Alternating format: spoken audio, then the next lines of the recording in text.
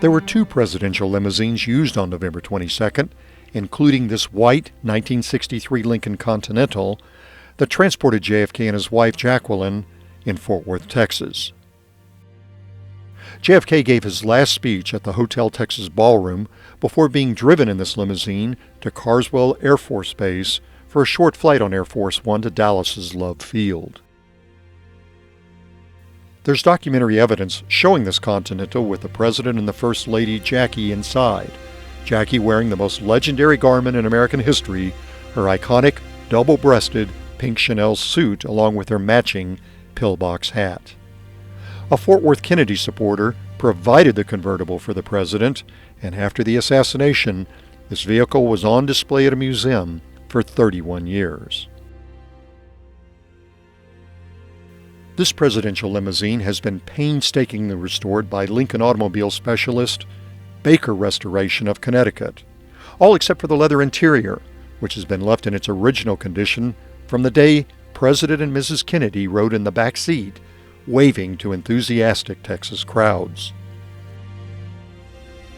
This 1963 Lincoln Continental is incredibly important because it drove the President, the First Lady, and the Governor of Texas to the airport where they'd meet their fate. This Lincoln Continental is very well known. This Lincoln Continental was displayed in the museum for 31 years and traveled the world as a major attraction. Kennedy's limousines, because they are associated in the public's mind with his death, are the most collectible of any president's.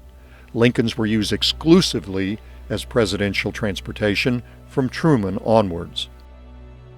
The Secret Service dubs the presidential vehicle Limo One, which is similar to the way they designate the presidential plane Air Force One. This Secret Service designation is not for any particular vehicle, but for any vehicle that the president may be riding in. So for that day in Fort Worth, Texas, November 22, 1963, this automobile was JFK's Limo One. This Lincoln Continental represents a time in American politics when optimism about the future was the order of the day. It was carrying the nation's hope, John F. Kennedy, until he exited this car in Fort Worth to fly to Dallas, where the dream of Camelot died.